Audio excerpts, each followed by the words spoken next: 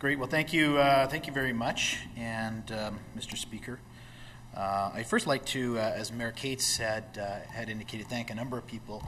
Mayor Cates, thank you for your leadership on the budget process, the budget committee that was there. Councillor Vandell sat through a number of meetings, Executive Policy Committee for your support, and our administration, the whole gang at Corporate Finance do a fantastic job. Thank you, Mike, for answering all my emails late at night. Anytime I send them off, you're very honorable, and I trust your opinion on a lot of things, so thank you very much.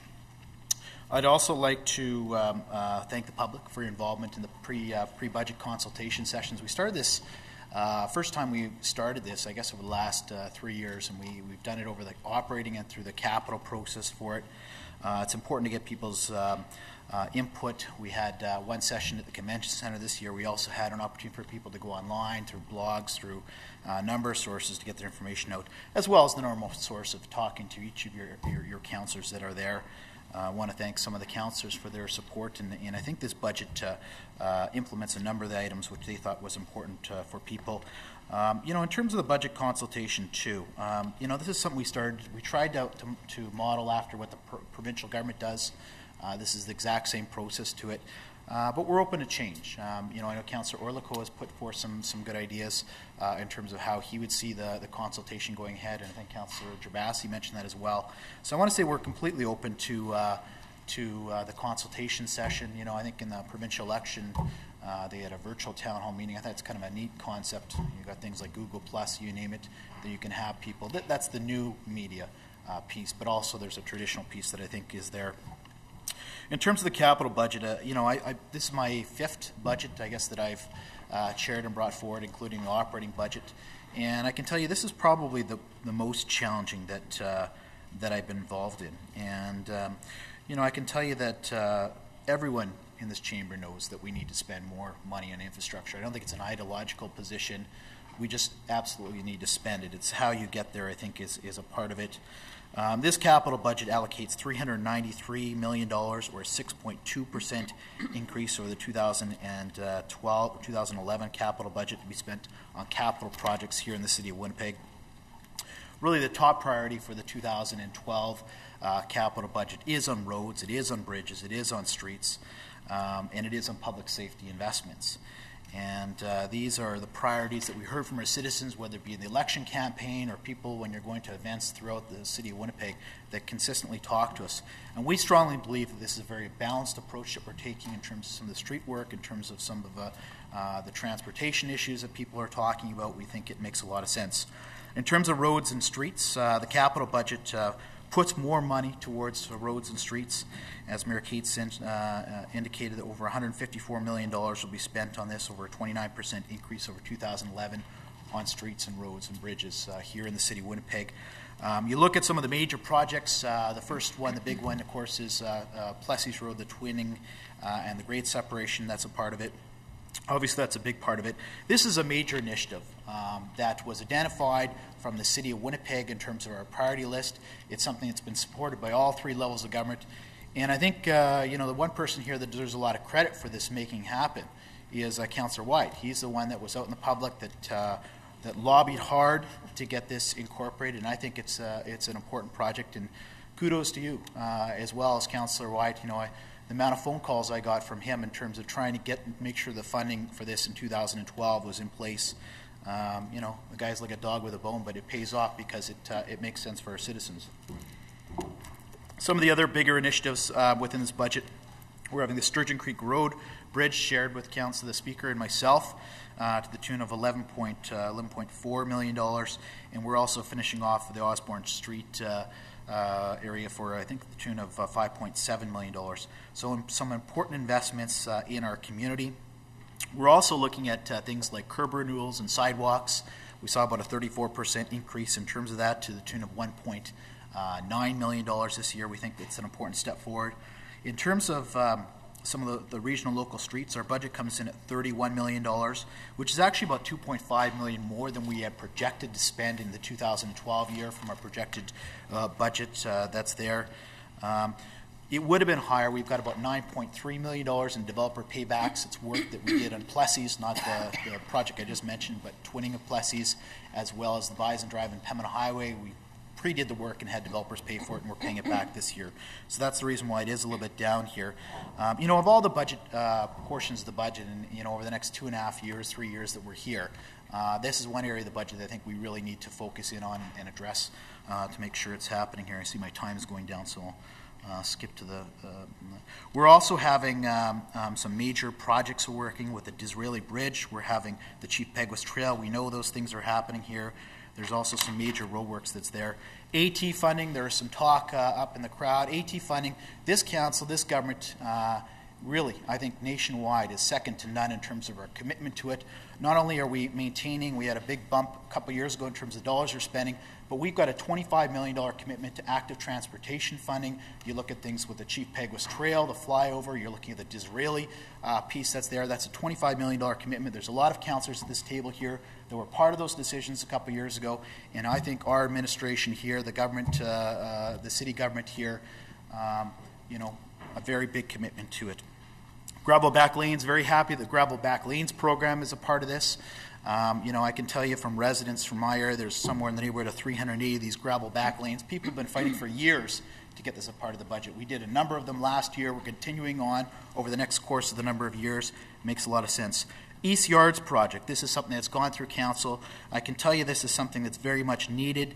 The new lead standard complex really will consolidate our fleet services as well as our public works. Anyone that's seen the condition of these buildings over the last number of years knows that it's time to make an investment for this.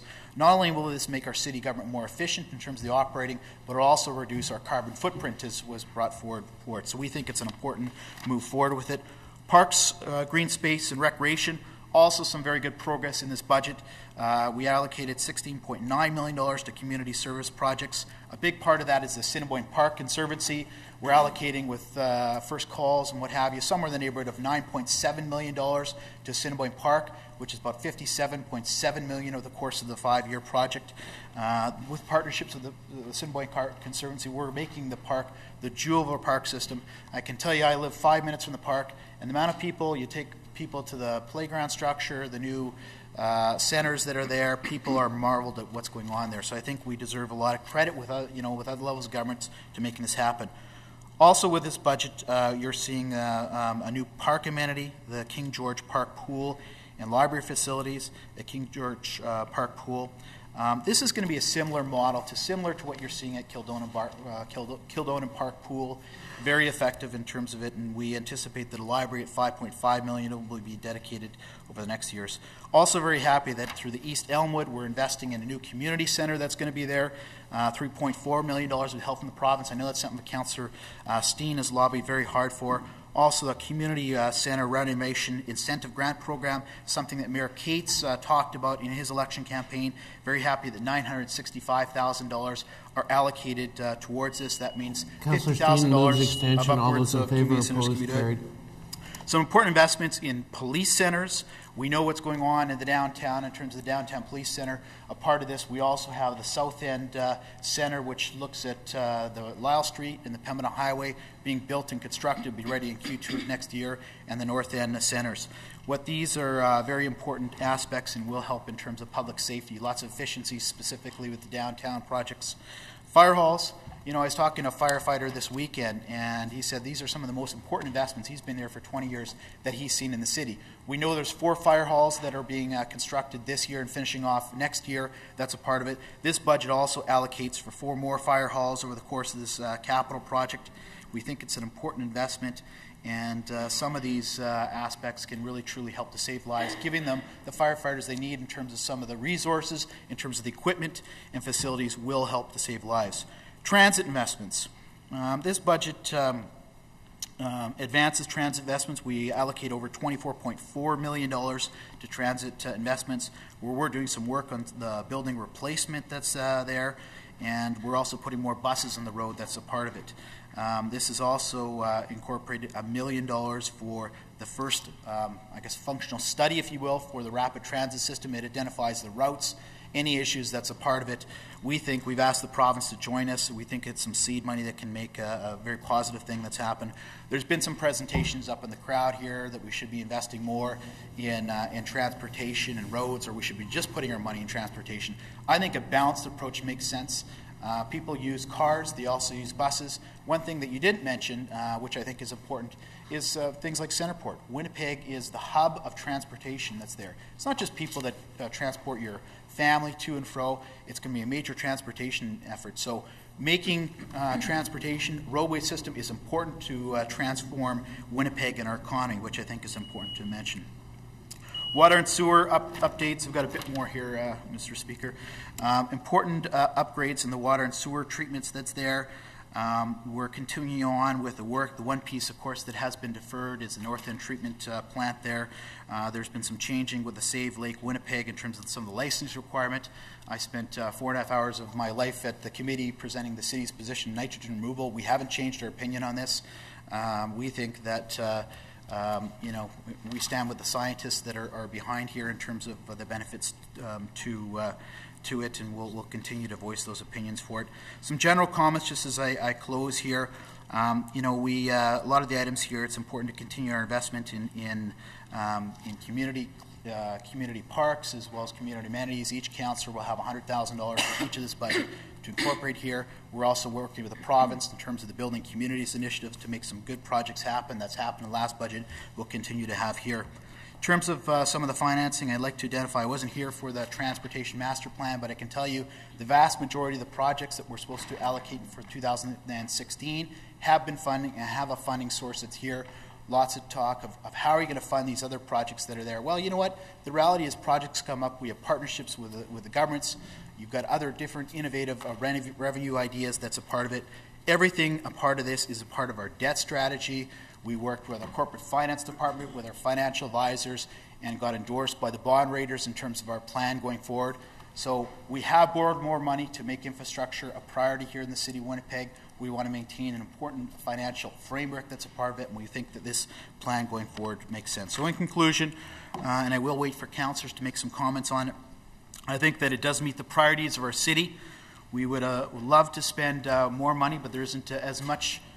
You can't just go to the money tree and plant money that's there. We think it's a responsible budget that's going forward. There's great work in terms of road works that's there. I've mentioned a whole bunch of them. There's also some work in terms of community centers, parks. We think it's a responsible budget that makes a lot of sense, and we look forward and we encourage councillors to support this. We think that it's a step in the right direction. We're still discussing, and in my comments after the budget, I'll discuss, you know, how we think we can go ahead with this. So thank you, Mr. Speaker, and I look forward to hearing councillors' comments on the budget. Thank you, Mr. Speaker. You know, I will comment similar to what some other councillors have said. I mean, this is, let's face facts, this is a political document that is here, and it's put here for a reason. There's a process which we laid out earlier on in the year that looked at the expression of interest. You know, in my personal opinion, I'm there. You know, I want to take a look at how we're operating the golf courses. Losing $1 million a year, in my opinion, is not a viable option when you have the crime problems that we have in the city of Winnipeg. You've got recreational centers that are there spending $1 million. You know, if you're in the glue, $1 million a year, I don't think is a viable option.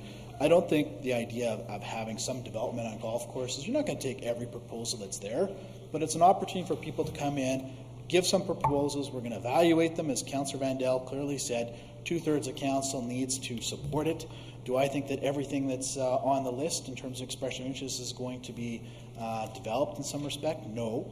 But I think we need to take a look at some options, but I can tell you, as a fact, I am there. I think we need to make some changes, and I would like to see some development on some of these courses, and I would like to see, you know, if the unions have an opportunity to bid on it and they can cut their costs in terms of what they're delivering it, that's fine through a managed competition process.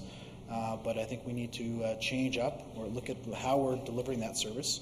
And I'm interested to see them as they come in the proposals. So I am not going to support this motion that's brought forward today. I think also, too, in the process, if you did want to delay for a month, you could have put in a notice of motion, which would be the proper procedure. A motion for here does call for 2/3 of council, so there isn't a political game being had. I think if there's any political games being had, it's putting forth motions like this that says nothing when we actually have a process that's well documented, that's supported by councils coming forward over the next number of months. So thank you, Mr. Speaker.